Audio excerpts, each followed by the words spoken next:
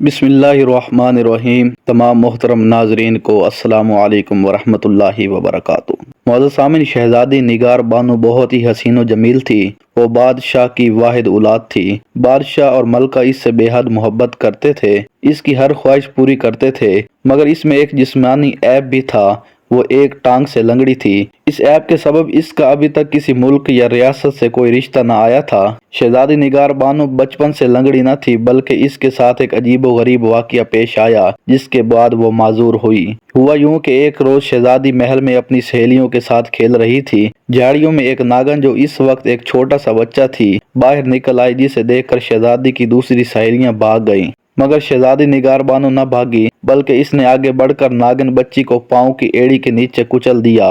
رات کو جب وہ سو کر بیدار ہوئی تو اس کی وہی ٹانگ جس سے اس نے ناگن بچی کو کچلا تھا لنگڑی ہو گئی۔ بادشاہ نے اس کا ملک کے ہر قابل طبیب سے علاج کروایا، مگر شہزادی معذوری سے نجات نہ پا سکی۔ وزیر ایک دن بادشاہ کے پاس آیا اور اسے خوشخبری سنا دی کہ اب آپ کو شہزادی نگار بانو کی شادی کی فکر نہیں کرنی چاہیے۔ بادشاہ نے حیرت سے کہا، کیا مطلب؟ وزیر نے کہا، حضور میں سچ کہہ رہا ہوں۔ پھر بادشاہ نے کہا، بیٹی کی شادی کی فکر باپ کو نہ ہوگی تو کس کو ہوگی؟ بادشاہ سلامت، میرا یہ مطلب نہیں، بلکہ آپ کے لیے خوشخبری ہے کہ شاہی نجومی نے زائچہ نکال کر بتایا ہے کہ جلد ہی شادی ہو جائے گی۔ بادشاہ کو کچھ اطمینان نصیب ہوا۔ پھر ایک سرکاری اہلکار نے آ کر اطلاع دی کہ بادشاہ سے ایک شہزادہ ملنے آیا ہے۔ بادشاہ کو آئے روز کسی نہ کسی بادشاہ یا شہزادے سے ملاقات ہوتی رہتی تھی۔ بادشاہ نے اسے محل میں لانے کا حکم دیا۔ پھر بادشاہ نے اسے بیٹھنے کو کہا اور پوچھا، شہزادے کیسے آنا ہوا؟ شہزادے نے کہا، وہ شہزادی نگار بانو سے شادی کا خواہاں ہے۔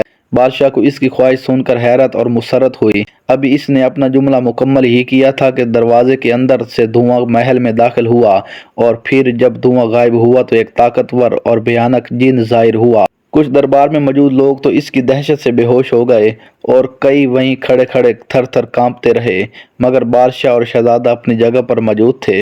پھر جن نے ایک فلک شگاف کہکا لگایا اور گرجدانہ آواز میں بولا، یہ شہزادی ایک مجرم ہے، میں اس کی شادی کسی قیمت پر نہیں ہونے دوں گا۔ سبھی لوگ اپنی زبان سے کوئی لفظ ادا نہیں کر پا رہے تھے۔ آخر شہزادہ ہمت کر کے بولا، یہ شہزادی تمہاری مجرم کیسی ہے؟ جن دوبارہ اونچی آواز سے بولا، میری بیٹی ناگن کے روپ میں محل کی شہزادی اور اس کی سہیلیوں کو کھیل دیکھ رہی تھی کہ اسے دیکھتے ہی تمام سہیلیاں بھاگ گئیں، مگر شہزادی نگار بانو نے آگے بڑھ کر میری بیٹی، جو اس وقت ناگن بچی کے روپ میں تھی، کچل ڈالا، اور میں اپنی اکلوتی اولاد سے ہمیشہ کے لیے محروم ہو گیا۔ مجھے جب پتہ چلا تو میں نے شہزادی کو لنگڑی بنا دیا۔ شہزادے نے کہا، لیکن میں اس شہزادی سے شادی کا پختہ ارادہ کر چکا ہوں۔ جن نے کہا، اگر تم اپنی بات پر قائم ہو تو تمہیں مجھ سے مقابلہ کرنا ہوگا۔ اگر تم نے مجھے مار دیا تو تم یہ شادی کر سکتے ہو، ورنہ میں یہ شادی نہیں ہونے دوں گا۔ شہزادے نے مقابلے کا چیلنج قبول کر لیا۔ پھر دیو ہیکل جن نے اپنی تلوار نکالی، جس کی چمک سے آنکھیں کھیرا ہو رہی تھیں، اس نے شہزادے پر وار کیا۔ شہزادے نے بڑی پھرتی سے یہ وار اپنی ڈھال پر روک لیا۔ پھر شہزادے نے ایک زوردار وار جن پر کیا، مگر وار خطا ہو گیا۔ پھر دونوں میں زوردار مقابلہ شروع ہو گیا۔ ہر طرف تلواروں کے ٹکرانے کی آوازیں گونجنے لگی۔ جن ایک ماہر تلوار باز خود کو ثابت کر رہا تھا، اور ایسے ایسے ماہرانہ کرتب اور داوت پیچ دکھا رہا تھا جو اس سے قبل کسی انسانی آنکھ نے نہیں دیکھے تھے، مگر اس کے مقابلے میں شہزادہ بھی بڑی مہارت سے اس کا مقابلہ پر ڈٹا ہوا تھا اور اپنے فن کے داد لوگوں سے حاصل کر رہا تھا۔ پھر ایک موقع پر شہزادے نے یہ دیکھتے ہوئے جن کو شکست دینا آسان نہیں، اور اس پر تلوار سے پوری قوت سے ایسے ضرب لگائی کہ جن کی تلوار دو ٹکڑے ہو گئی اور جن لڑکھڑا گیا اور زمین بوس ہو گیا۔ شہزادہ چاہتا تو اس موقع کا فائدہ اٹھا کر جن کا خاتمہ کر سکتا تھا، مگر وہ ایک بہادر نوجوان تھا، اور بہادری کا مظاہرہ کرتے ہوئے اس نے جن کی تلوار کی پیشکش کی اور اپنی تلوار واپس میان میں ڈال لی۔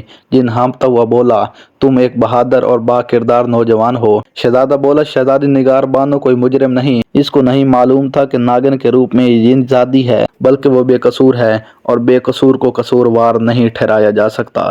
مجھے تمہاری بیٹی کا بہت افسوس ہے۔ اکلوتی اولاد کے جدا ہونے کا دکھ ہی محسوس کر سکتا ہے، کوئی دوسرا اسے الفاظ میں بیان نہیں کر سکتا۔